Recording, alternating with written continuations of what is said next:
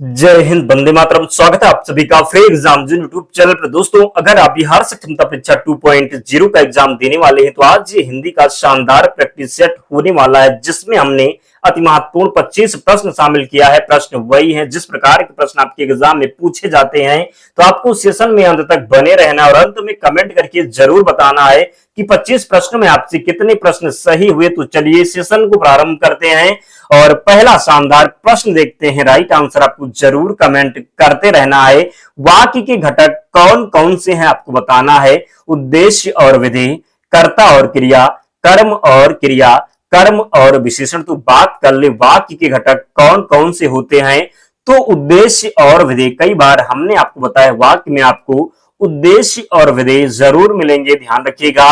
अगला प्रश्न है, वह कौन सा व्यक्ति है जिसने जवाहरलाल नेहरू का नाम ना सुना हो। तो वह कौन सा व्यक्ति है जिसने, तो वह कौन सा व्यक्ति है, इस पर आश्रित है, जिसने जवाहरलाल नेहरू का नाम ना सुना हो। तो यहां पर क्या हो जाएगा, मिश्र वाक्य हो जाएगा। ध्यान रखिएगा, मिश्र वाक्य में अगर जो, जब, जहां, जिसने, ज्यों ही, जिधर उधर शब्द मिल जाए वहां पर मिश्र वाक्य होता है। ध्यान रखिए, जैसे यहां पर जिसने दिया हुआ है तो जिसने हो गया, जो हो गया, जब हो गया, जहां हो गया, जिसने हो गया, ज्यों ही, जिधर उधर, ये जो शब्द मिलेंगे वहां पर क्या हो जाएगा, तो मिश्र वाक्य हो जाएगा। ध्यान रखिएगा, आगे से गलती बिल्कुल भी नहीं करना है। अगला प्रश्न है, निम्न में संयुक्त वाक्य कौन सा है। वह खाना खाकर सो गया, उसने खाना खाया और सो गया।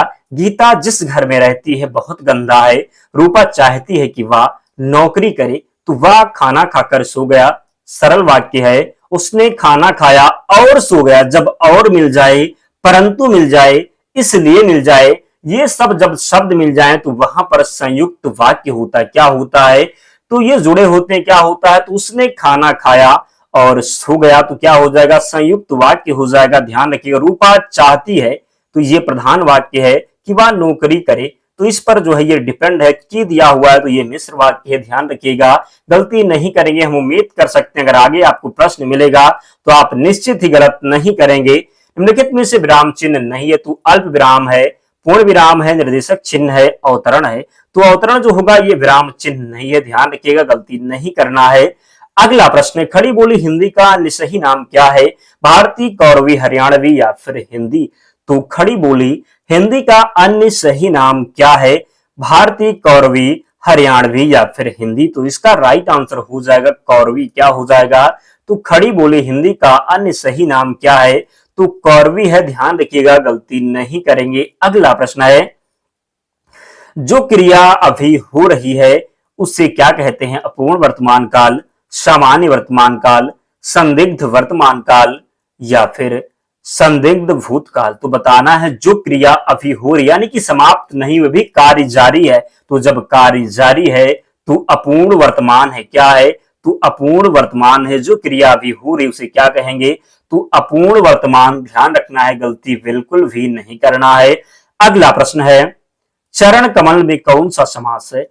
कर्मधारय समास, वहीर समास, द्वंद्व समास या फिर तत्पुरुष समास। तो प्रश्न आपसे पूछ लिया जाता है कि समास के कितने भेद होते हैं।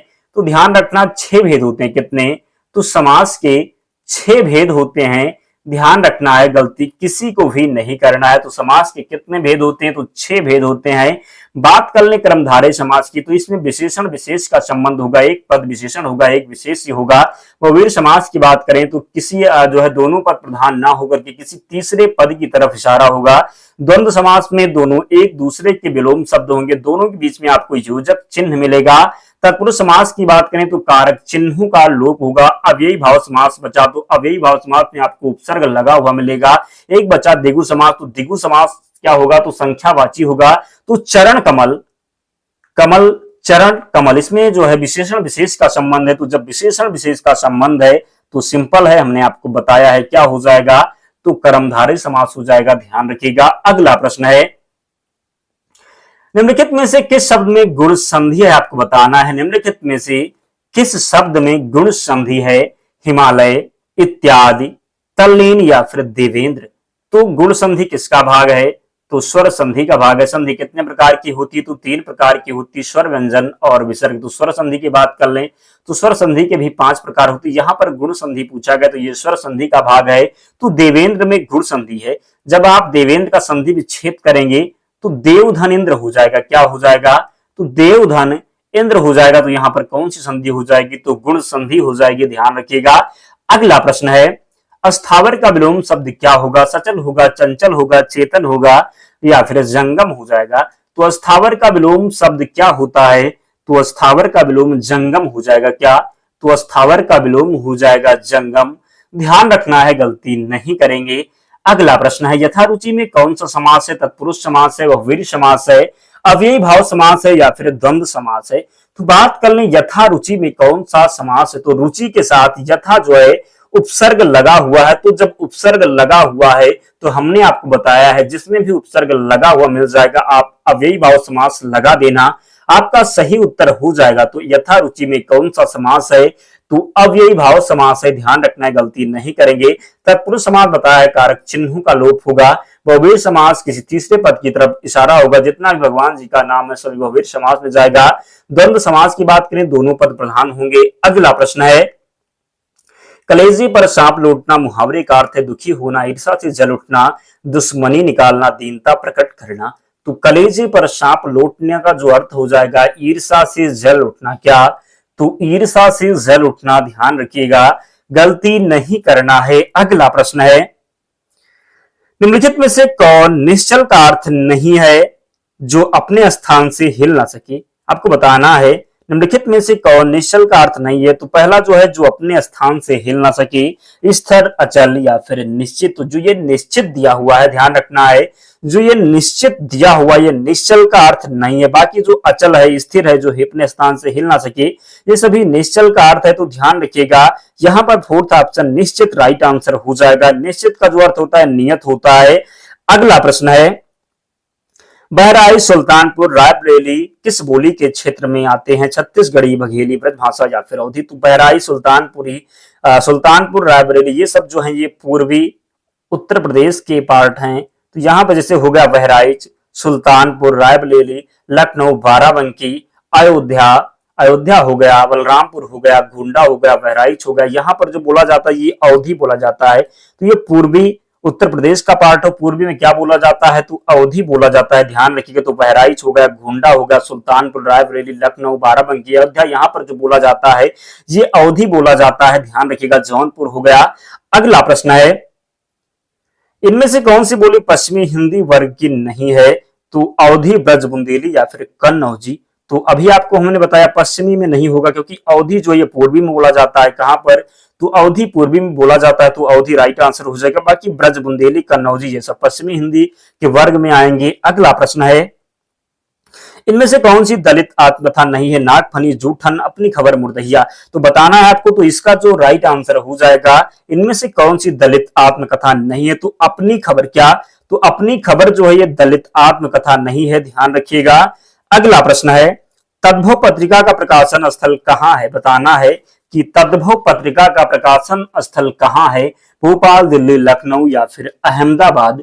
तो तद्भव पत्रिका का प्रकाशन स्थल कहाँ है? तो लखनऊ में। कहां पर? तो तद्भव पत्रिका का प्रकाशन स्थल कहां पर है? तो लखनऊ में है, ध्यान रखिएगा। अगला प्रश्न है, अथातो घुमक्कड़ जिज्ञासा जो है किस विधा से संबंधित? तो अथातो घुमक्कड़ जिज्ञासा किसने लिखा है? तो राहुल शंकरयातन ने। उपन्यास है, रेखा चित्र है, यात्रा वृत्तांत है या फिर कहानी है? तो अथातो घुमक्कड़ जिज्ञासा जो है ये यात्रा वृत्तांत है, ध्यान रखिएगा। और जिन प्यारे दोस्तों ने अब तक वीडियो को लाइक नहीं किया है, प्लीज आप सभी से विनम्र निवेदन है वीडियो को जरूर लाइक करें, चैनल को सब्सक्राइब करके हमारे साथ जुड़ जाएं, क्योंकि हमने केवल वही प्रश्न कलेक्ट किया है जो एग्जाम में पूछे जाते हैं। तो यहां से आपको बहुत फायदा होने वाला है। तो चैनल को जरूर सब्सक्राइब करें, वीडियो को लाइक करें। अगला प्रश्न है, हिंदी साहित्य का नवा रस कौन सा है? भक्ति रस, वात्सल्य रस, शांत रस या फिर करुण रस? तो बताना है आपको हिंदी साहित्य का नवा रस कौन सा है? तो इसका राइट आंसर हो जाएगा शांत रस। कौन सा? तो हिंदी साहित्य का जो नवा रस हो जाएगा ये शांत रस है, ध्यान रखना है, गलती नहीं करेंगे। अगला प्रश्न है, रस कितने प्रकार के होते हैं? बताना है आपको। रस कितने प्रकार के होते हैं, 3, 7, 8 या फिर 9। तो रस के जो प्रकार होते ये 9 प्रकार, कितने, तो 9 प्रकार होते रस के। ध्यान रखना रस के कितने प्रकार अगर सिंपल में पूछा जाए तो 9 ही आपको लगाना है। रस के कितने प्रकार लगाना है, तो 9 ही लगाना है, ध्यान रखना है। अगला प्रश्न है क्वेश्चन नंबर 20 है, भरत मुनि के अनुसार रसों की संख्या कितनी है, 8, 9, 10, 11। तो बताना है आपको भरत मुनि के अनुसार। तो जब पूछा जाए केवल रसों की संख्या कितनी है तो 9 लगाना है, लेकिन जब प्रश्न एग्जाम में पूछ लिया जाए कि भरत मुनि के अनुसार रसों की संख्या कितनी है तब 8 लगाना है। कितनी लगाना है, तो भरत मुनि के अनुसार रसों की संख्या कितनी हो जाएगी, तो 8 है, ध्यान रखना है, गलती नहीं करना है। क्वेश्चन नंबर 21 है, सर्वश्रेष्ठ रस किसे माना जाता है, रौद्र रस, श्रृंगार रस, करुण रस या फिर वीर रस।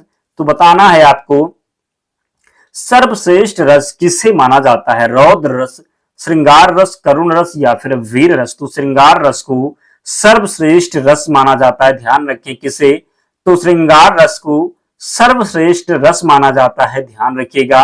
अगला प्रश्न है, वीर रस का जो है स्थायी भाव क्या है, रति, उत्साह, हास्य या फिर क्रोध। तो रति किसका है, तो श्रृंगार का है, हास्य किसका है, तो हास का है, और वीर रस का क्या होगा, तो वीर का जो होता है उत्साह होता है, क्या होता है, तो वीर रस का जो स्थायी भाव हो जाएगा उत्साह हो जाएगा। रति किसका है, श्रृंगार का है, हास्य किसका है, तो हास का है, करुण का क्या होगा, तो शोक होगा, ध्यान रखिएगा।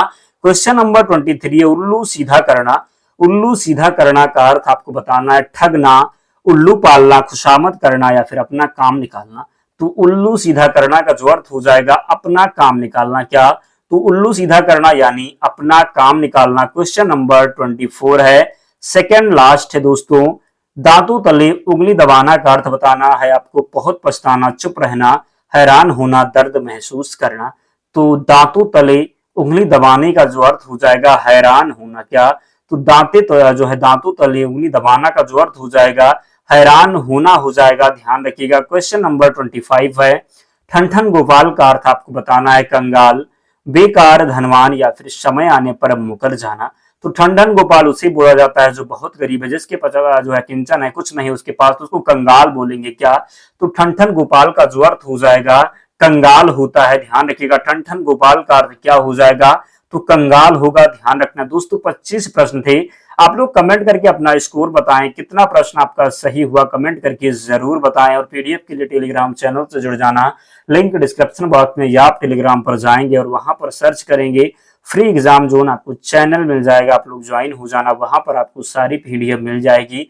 तो मिलते हैं नेक्स्ट वीडियो में, तब तक पढ़ते रहिए, ध्यान रखिए अपना, स्वस्थ और सुरक्षित रहिए, जय हिंद।